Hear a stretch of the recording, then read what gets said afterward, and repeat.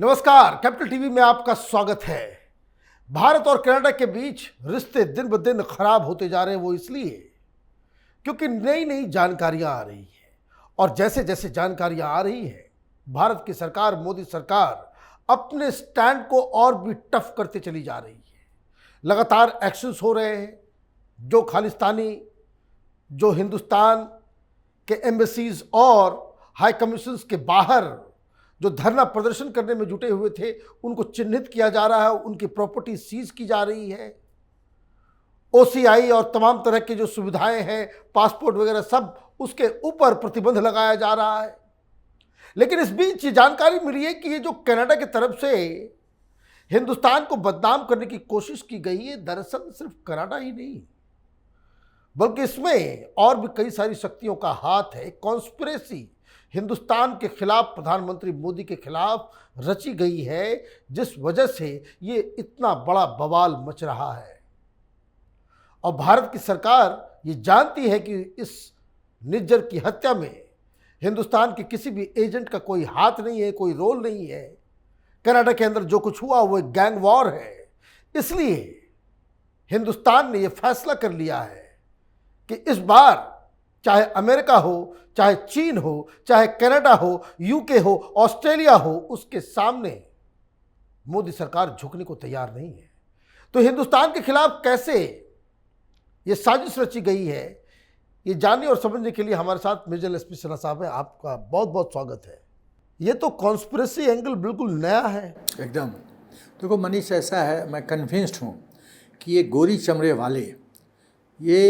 चमड़ी वाले समझते हैं कि ये ब्राउन स्किन वाले लोग हमसे आगे कैसे बढ़ सकते हैं।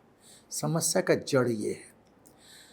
तो ये गोरी चमड़ी वाले कंबाइन हो रहे हैं। दूसरी बात, आपको लगता है कि कनाडा की इतनी हिम्मत है कि भारत से टकरा जाए? वो कौन लोग शह दे रहे हैं? कनाडा की इतनी हिम्मत तो है नहीं, अकेले कुछ नहीं कर सकता है। एक छोटा सा 4 फीट का पहलवान क्या गामा पहलवान से लड़ जाएगा? तो कौन शक्ति प्रदान कर रहा है? अमेरिका, यूके, न्यूजीलैंड, ऑस्ट्रेलिया के बारे में मैं डाउटफुल हूँ, 50-50, और चीन। ये लोग जो हैं इस षड्यंत्र में पूरी तरह से शामिल हैं। अमेरिका का क्या एंगल है? अमेरिका का एंगल है, अमेरिका दिखाता है कुछ और, करता है कुछ और मैं कन्विंस्ड हूँ विश्व में सबसे खतरनाक देश अमेरिका है। और अमेरिका की एक ही स्ट्रेटजी है, माल बेचो, मिलिट्री इक्विपमेंट बेचो। और MIC, मिलिट्री इंडस्ट्रियल कॉम्प्लेक्स, बहुत पावरफुल है। और वो मैं लास्ट में आऊँगा, अमेरिका का ये सब चीज़ मैं कवर करूँगा। बट कहने का चाहता हूँ मैं कि अमेरिका साइलेंटली ट्रूडो को सपोर्ट कर रहा है, सुपरफिशियली। सामने से तो वो तो खुला होकर आ नहीं रहा है, लेकिन शांति से काट रहा है हम लोग को। बहुत ब्लंटली बोल रहा हूँ। और US कनाडा की मिली भगत है। अब हम आते हैं, मेरा ये चार्ज क्यों मैं उस पर अमेरिका पे लगा रहा हूँ, क्या आधार है, ये कंक्लूजन क्यों निकाला जा बता रहा हूँ। ये कैनेडियन खुफिया विभाग ने सिख्स को वार्न किया था कि निज्जर के डेथ के पहले कि निज्जर का लाइफ खतरे में है। FBI, अमेरिका, निज्जर के डेथ के बाद FBI, federal bureau of investigation, जो अमेरिका है, जैसे CIA है उसका FBI भी है। FBI ने वार्न किया था सिख्स को, इंक्लूडिंग पन्नू, कि लाइफ खतरे में है, तुम लोग सतर्क हो जाओ। जून 23 के बाद, 18 जून 23 को निज्जर की हत्या हुई थी। उसके बाद एक है फिर पृथ्वीपाल सिंह है, उसको कैलिफोर्निया में FBI के एजेंट्स गए थे और उसको ब्रीफ किया था कि तुम लोग सिख कम्युनिटी सतर्क हो जाओ। पृथ्वीपाल सिंह।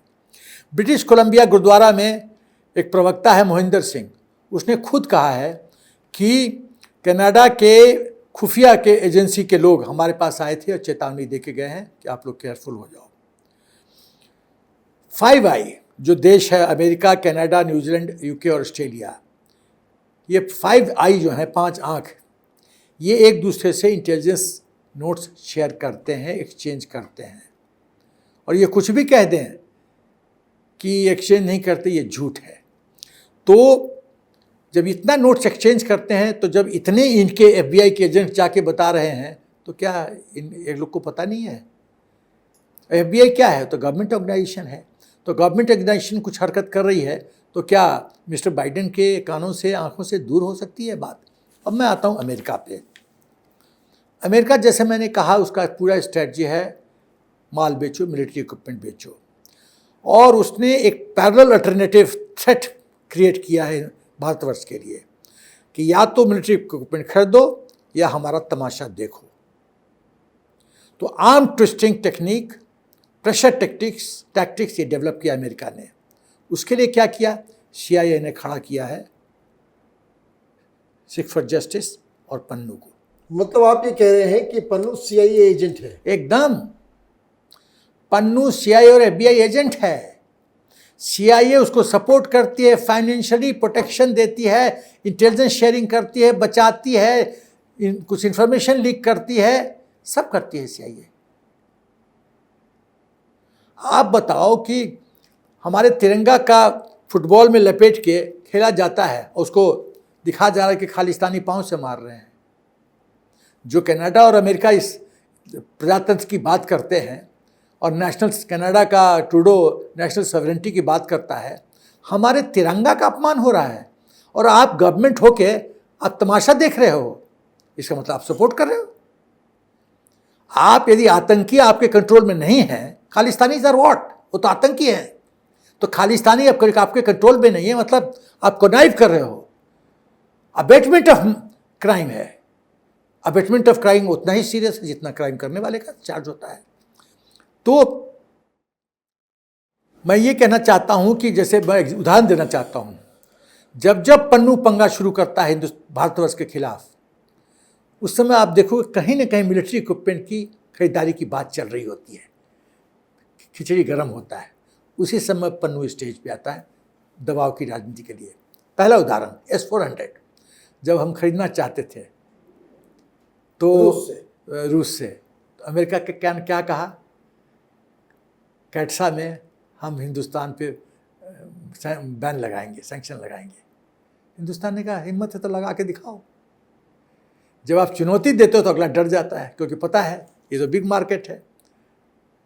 भाई यूक्रेन वॉर में MI6 ने कितना माल कमाया अमेरिका की, तो देखा S-400 तो हिंदुस्तान मान नहीं रहा है, तो पन्नू को खड़ा कर दो। पन्नू शुरू करता है गर्दर में। रफेल, पन्नू खड़ा हो गया।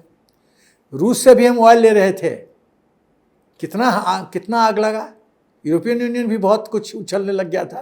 और जयशंकर जी ने क्या कहा कि आपका यूरोपियन यूनियन का ही जो पैरामीटर्स डिफाइन किया हुआ है, और खालिस्तानियों को US के अंदर में भी ऑपरेट करने के लिए पूरा फ्रीडम है। पूरा फ्रीडम है। फ्रीडम नहीं है मनीष, प्रोटेक्शन है। फ्रीडम तो है कि अच्छा ठीक है भाई करो, प्रोटेक्शन है, फाइनेंशियल हेल्प है। इनको पाला गया है गुंडों के रूप में। हमारी बात नहीं बनती है, तुम उछलना शुरू कर दो ताकि दबाव आए। ये भूल जाते हैं अमेरिकन, ये मोदी सरकार है, ये ऐसे नहीं चलेगा गाड़ी। सारांश में कहना चाहता हूँ, मैं कन्विंस्ड हूँ अंतर्राष्ट्रीय स्तर पे कोई किसी का नहीं। अच्छा चीन का भी एंगल सुन लो, चीन, अच्छा ब्रिटेन का भी, जर्मनी का भी एंगल सुन लो, वो भी इम्पोर्टेंट है।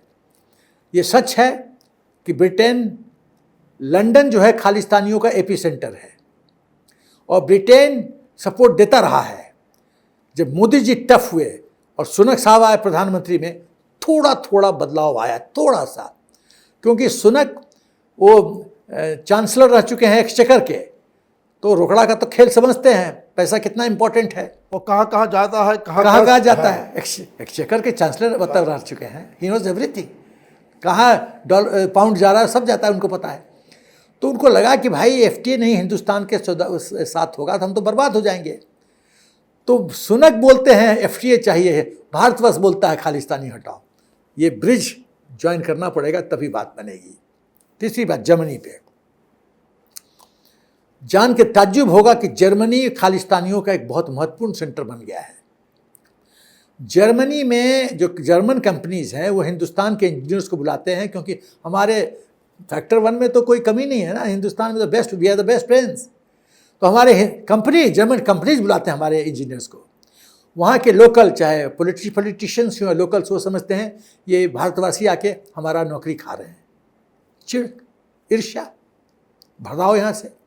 तो क्या है, खालिस्तानी एक थ्रेट पैदा करो ताकि यहाँ से इंजीनियर्स, हिंदू भागे।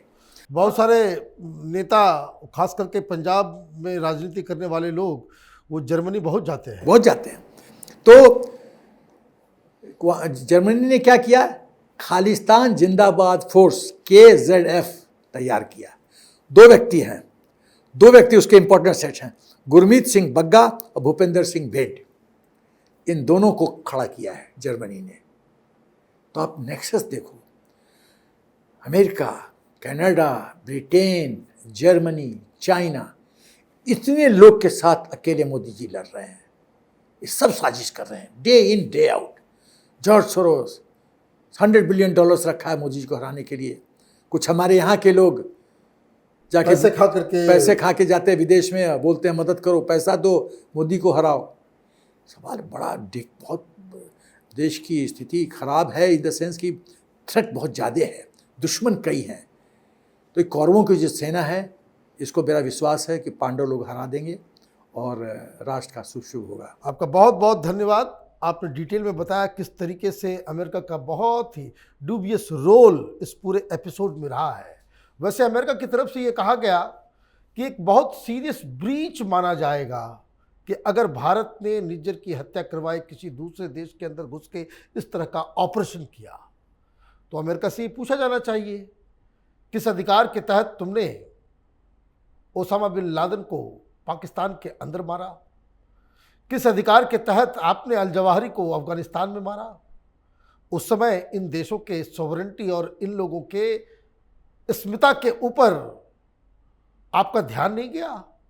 आज अमेरिका कानून समझा रहा है हिंदुस्तान को, जबकि कानून तोड़ने में, इंटरनेशनल लॉज का अवहेलना करने में सबसे ज़्यादा कोई अव्वल रहा है। झूठ के आधार पे कहाँ है वेपन ऑफ मास डिस्ट्रक्शन?